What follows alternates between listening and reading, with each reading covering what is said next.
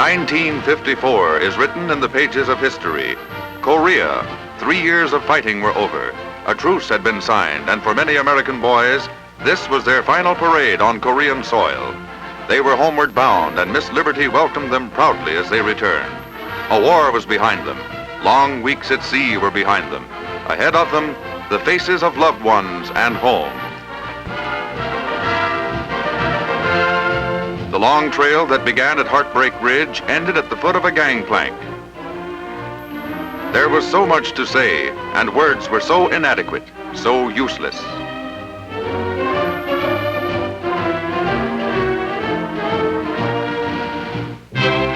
But the Indochina War continued. The French and their colonial allies, their backs to the wall, fought on with American-supplied arms. In jungle and in valley forts with odd-sounding names like Dien Bien Phu, the long, bitter struggle continued. A clear-cut victory seemed unattainable. Both sides fought on while negotiations were initiated to end the 8-year struggle. Soldiers fought on in Asia and died, while diplomats assembled at the old League of Nations building in Geneva to talk peace. Here, for the first time, Red China's Zhou Enlai confronted the leaders of the West. With the backing of Russia's Molotov, China demanded a high price for peace. After weeks of stalemate, the new French Premier Mendès France and British Foreign Secretary Eden flew back to Geneva with their final terms for settlement. It was Mendès France, 18th French Premier since the war, who had staked his new government on a settlement by a certain date. This was the date. The American Undersecretary of State, Bedell Smith, came only as an observer for his country. A ceasefire agreement was signed by the French and the Viet Minh communists.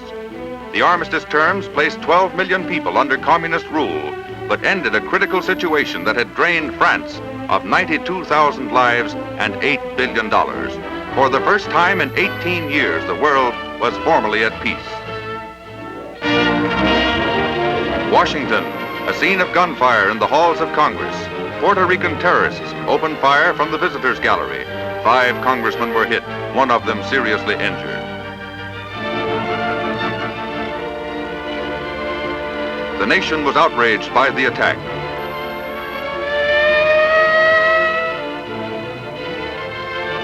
Three men and a woman, seized by bystanders, were arrested and later convicted, along with other ringleaders in the plot to overthrow the government. In the United States and in Puerto Rico, members of the terrorist gang were rounded up. Linked to the communists, it is believed their arsenal was supplied by the Reds. Red-dominated Guatemala's representative protested to the UN over the revolt by forces of freedom. Guatemala was backed by Russia, first with weapons, now with words. But U.S. Ambassador Lodge invoked the Monroe Doctrine with this dramatic warning. Representative of the Soviet Union, stay out of this hemisphere. And don't try to start your plans and your conspiracies over here. Translation. At the Vatican, scenes of religious pomp and ceremony. 400,000 gathered in the Piazza San Pietro for the elevation of a pope to sainthood. Pius XII led the rites for Pius X, first pope to be made a saint in 242 years. Highest accolade of the church for Giuseppe Sarto, the cobbler's son who rose from humble parish priest to spiritual ruler of 400 million Catholics. He died in 1914, but his great works live on, forever a saint. Canadian Ambassador Heaney looked on at the White House as President Eisenhower signed historic legislation creating the St. Lawrence Seaway, long a dream of men on both sides of the border. A giant undertaking linking Lake Ontario with the Gulf of St. Lawrence, the Seaway project would make it possible for big ships to sail all the way from the Great Lakes to the Atlantic.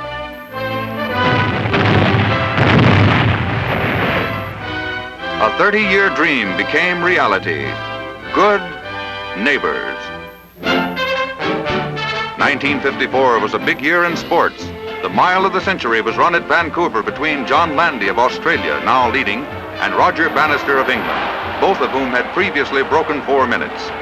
Pulse-tingling drama unfolded on the final turn where Bannister overtook Landy and drove on to victory with one last reserve of incredible stamina and will.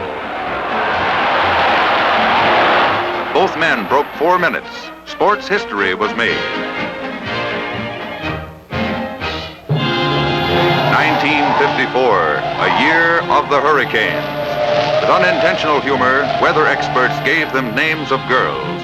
But there was no humor in Carol, or Edna, or Hazel, born in the Caribbean, raised up over the Atlantic to lash the North American continent from the Carolinas to Canada. The hurricanes cut a wide swath of destruction across the land, cutting off power, destroying property. Terrific winds and torrential rains accompanied by flash floods that struck without warning.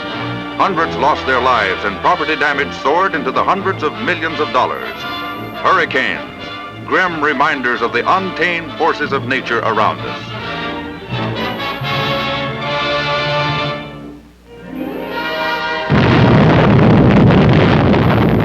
First pictures of the H-bomb, the world's most awesome weapon of destruction. For dramatic effect, here superimposed over a great metropolis, is the fireball 3 miles across, which would instantaneously turn the city into an inferno.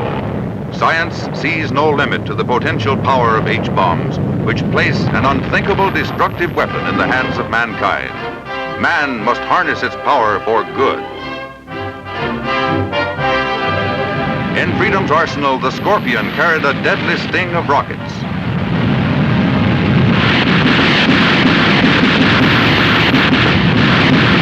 The Scorpion, biggest, longest-range jet interceptor, packs a wallop of 104 rockets.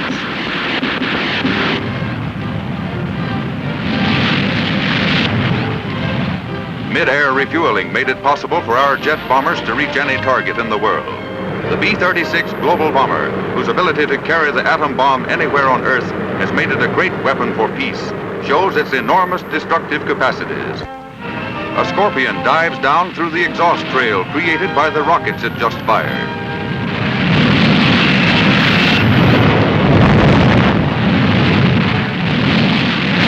Sabre jets unleash a fiery fury of gelid gasoline napalm bombs.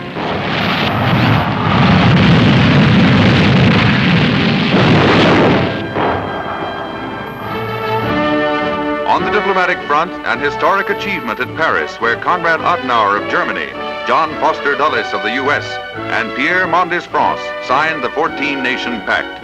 Upon ratification, a rearmed Germany joins the Defense Alliance for Western Europe. A grateful